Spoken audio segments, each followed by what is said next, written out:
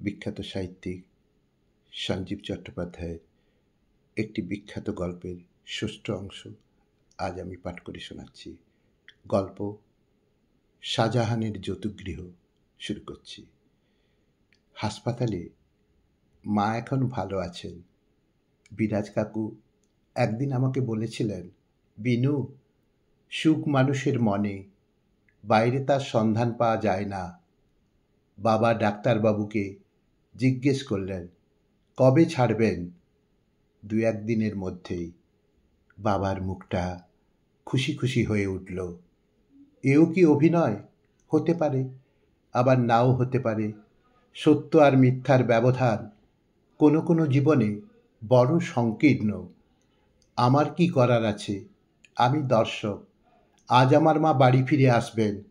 বাবা বাইরে গেছেন কয়েকদিনের জন্য। কল শো আছে উত্তরবঙ্গের কোনো এক শহরে।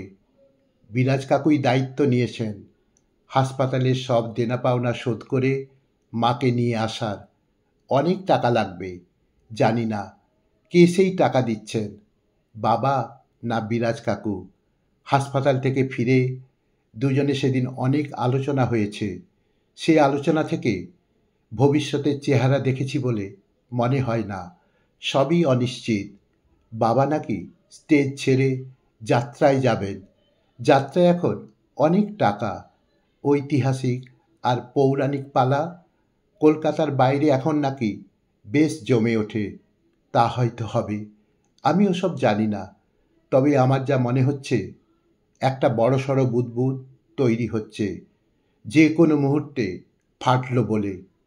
আমার কেবলই মনে হচ্ছে একটা খারাপ কিছু ঘটবে। সাংঘাতিক একটা ঘটনার মুখোমুখি হতে চলেছি। আমরা সেই জাহাজের যাত্রী যার ক্যাপ্টেন কম্পাস পড়তে জানে না। আমার বাবা যখনই কিছু বলেন সবই মনে হয় এক একটি নাটকের সংলাপ, সমস্ত পরিকল্পনায় রঙিন ফানুষের মতো আকাশে উঠলেই হারিয়ে যায়। আমি সেই কবিতাই পড়েছিলুম যেটা বোধহয় বাবার জন্য লেখা।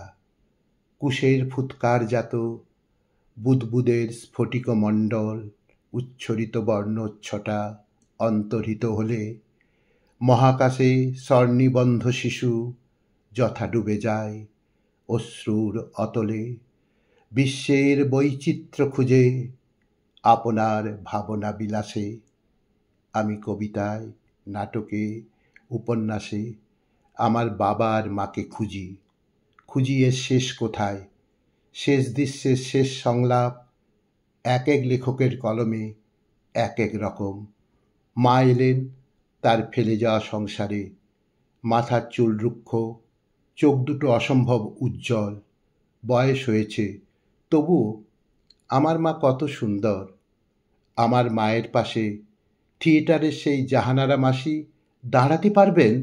তবে কেন ওসব কথা মাঝে মাঝে এর সংসারে ভেসে আসে? কারা রটায়? কাদের স্বার্থ আছে এর পিছনে? বিরাজ কাকু বললেন, নিজের সংসার বুঝে নাও। আমি আদুরিকে এনে এখানে কয়েকদিন রাখছি। দিন কতেক তুমি কোনো কাজ করবে না।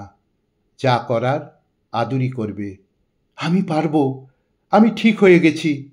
তুমি বেঠিক কবে ছিলে? তুমি সব পারবে তাও জানি। তবে সেই পাড়াটা এখন অন্তত সপ্তাহখানেক বন্ধ রাখতে হবে। মা বারান্দায় একটা গোল চেয়ারে বসলেন। সামনেই বড় রাস্তা, লোকজন, গাড়ি ঘোড়া, দোকানপাট। সেই দিকে তাকিয়ে মা বসে রইলেন। আমার হঠাৎ মনে হলো আমরা সবাই এক একটা শাহজাহান। এই জীবনগুলি এক একটি দুর্গ। ঔরঙ্গজেব সেই ভাগ্য। শাহজাহানদের জীবনের দুর্গে বন্দি করে সরে পড়েছে। আমাদের ইচ্ছে জাহানারা। তাকে সঙ্গী করে সারাদিন যত বিলাপ আর কান্না। আদুরি এসে গেছে। বিরাজ কাকু কয়েকদিন এ বাড়িতেই থাকবেন। মনে একটা সুখ সুখ ভাব আনতে চাইছি। আসছে কই? সব ব্যাপারটাই এত অনিশ্চিত। সমুদ্রের বালিতে বালি অন্তরিত, এই আছি এই নেই, কার টাকায় কার সংসার, কে চালাচ্ছে। রাতে বিছানায় শুয়ে মা জিজ্ঞেস করলেন, তোর বাবা কবে ফিরবে রে? মনে হয় কাল সকালে আসবে। মায়ের মন থেকে সে রাতের লজ্জা এখনো কাটেনি। ছেলে মেয়ের সামনে মা মাথা উঁচু করে থাকতে চান, সেই মাথা বাবা এমনভাবে নিচু করে দিয়ে গেছেন তা মা ভুলতে পারেননি। বাইরের চোখে বাবা কত বড়, আমাদের চোখে আজ কত ছোট। মা আর আমরা কোথায় কিভাবে দাঁড়িয়ে আছি তা আজ খুবই স্পষ্ট। মা আর আমরা কোথায় কিভাবে দাঁড়িয়ে আছি তা আজ খুবই স্পষ্ট।